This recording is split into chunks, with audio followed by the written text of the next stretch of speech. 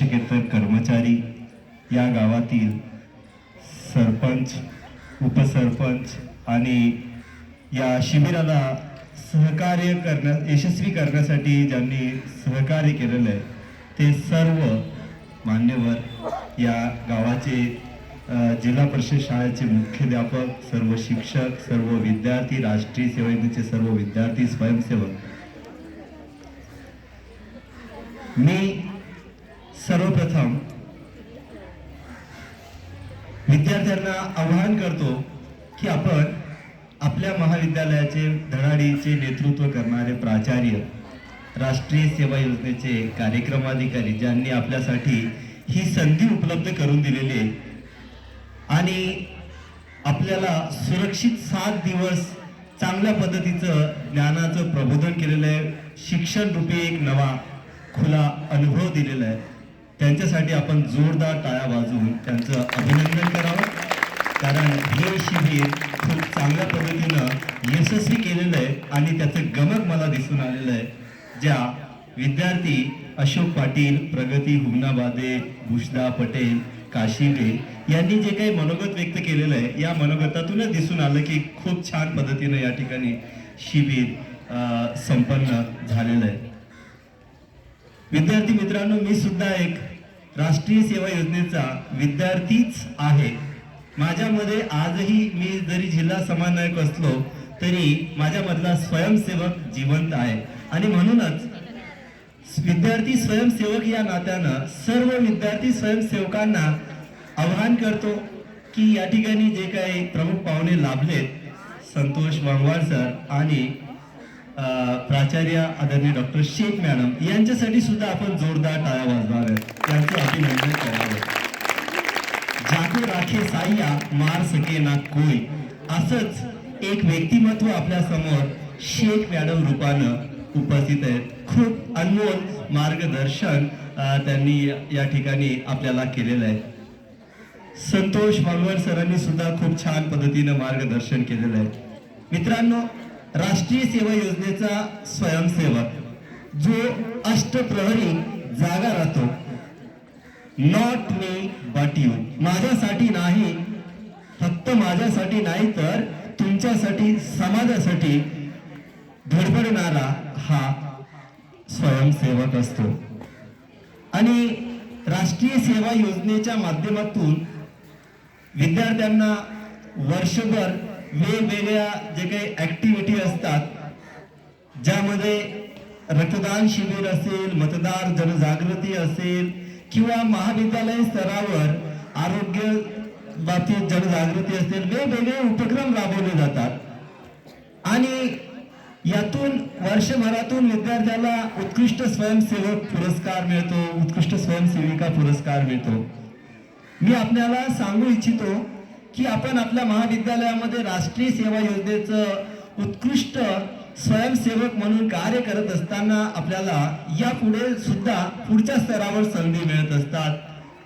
विभागीय शिबिर, राज्यस्तरीय नेतृत्व गुण विकास शिबिर आणि प्री-आर-डी कॅम्प आणि सोबतच प्रेरणा कॅम्प आणि आत्ताच आमच्या राजर्षी शाहू महाविद्यालयाची जी काही विद्यार्थिनी गेलेले आहेत, राष्ट्रीय एकात्मता कॅम्प, अशा वेगवेगळ्या चांगल्या ठिकाणी संधी मिळतात. आता पानिपत या ठिकाणी आमच्या महाविद्यालयातील विद्यार्थिनी कुमारी तृप्ती रणसुबे गेलेले.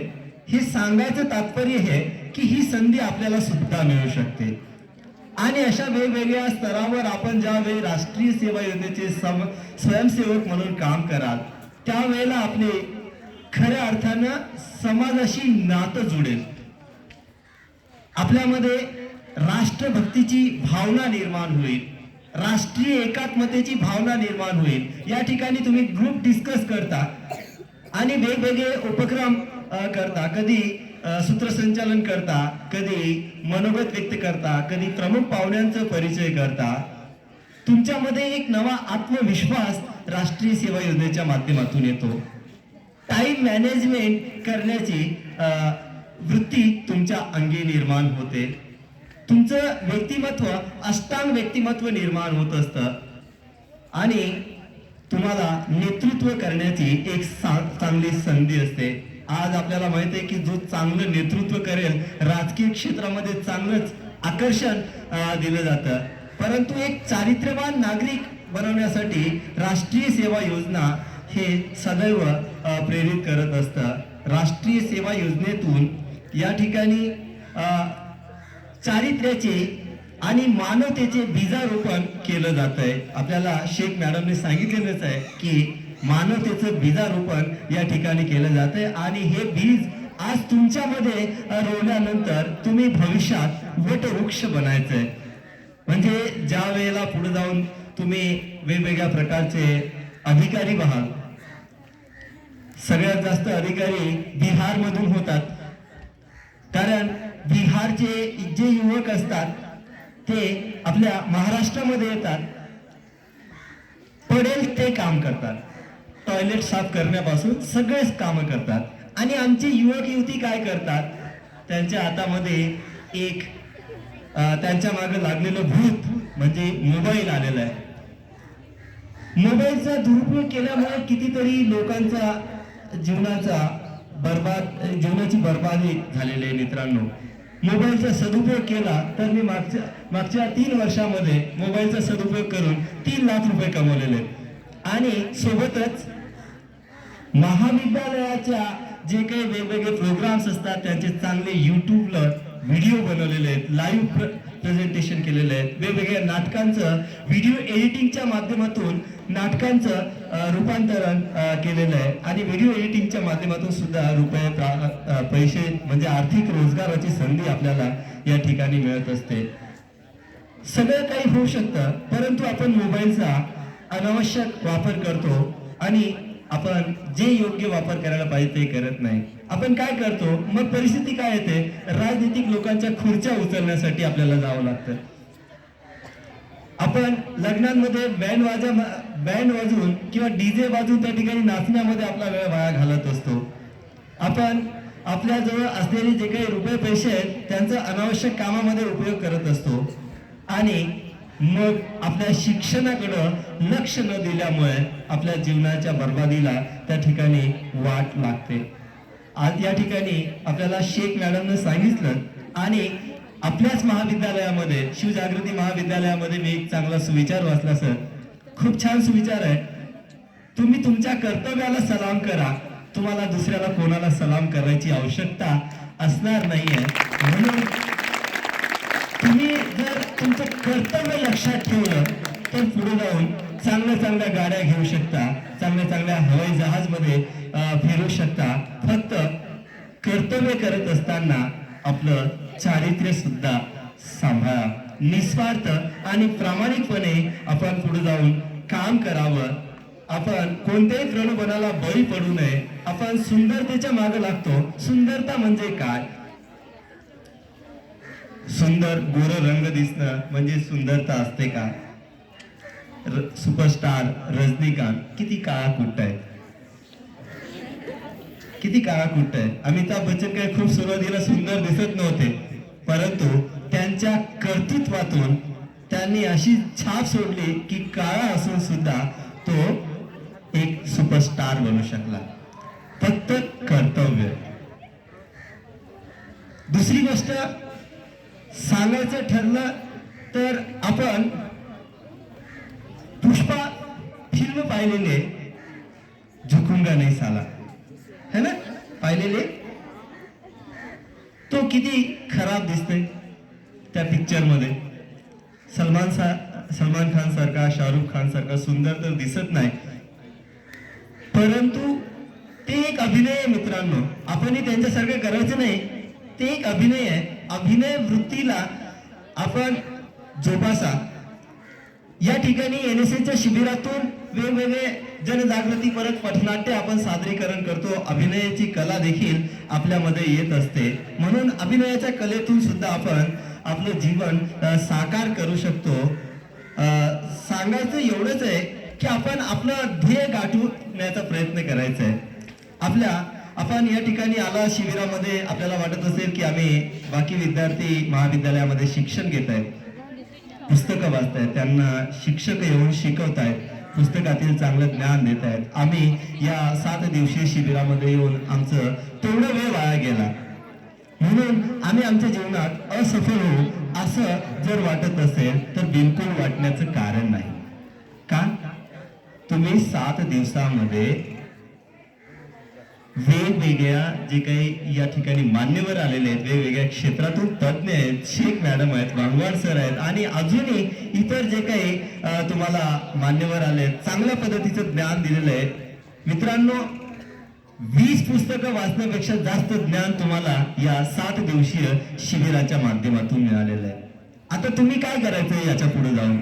शिबिर संपल्यानंतर आपण आपल्या घरी गेल्यानंतर आपल्या घरच्यांनी सांगितलं पाहिजे की अरे माझ्या मुलामध्ये असं काय बदल झाला, की असं काय झालं या शिबिरामध्ये की माझ्या मुलामध्ये एवढा परिवर्तन झाला. म्हणजे आपलं स्वतःचं ताट आपण स्वतः धुवायचं, आपण आपल्या आई वडिलांची चांगली सेवा करायची, आपल्या समाजाची चांगली सेवा करायची. आणि जेव्हा आपण या ठिकाणी घरी जाऊन हे सगळं काही कार्य करतो, घरच्यांना नक्कीच वाटेल अरे माझे पोरगं कधी आपले कपडे धुवत नव्हता, आता तो स्वतःचे कपडे सुद्धा धुवायला लागला, स्वतःचं ताट धुवायला लागलं, स्वतःचं काम सुद्धा करायला लागला.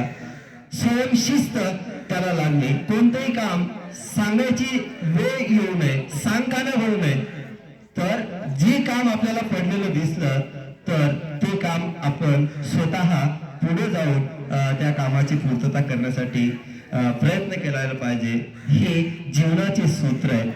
मित्रांनो, आपण हे सगळं काही जीवनाचे सूत्र आहेत ते शेख मॅडमनी या ठिकाणी सांगितलेले आहेत. मला वाटतं मी जास्त बोलता कामा नये.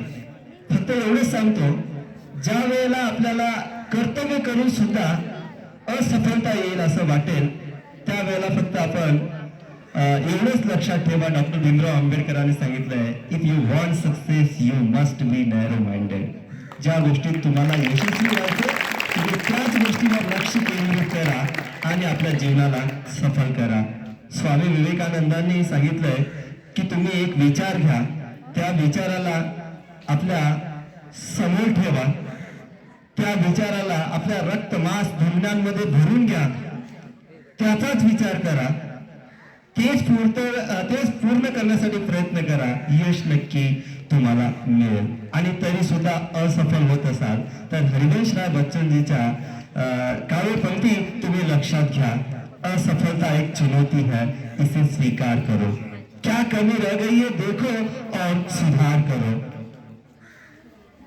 जब तक सफल न हो नींद चैन की त्यागो तुम, संघर्षों का मैदान मत छोड़ भागो तुम.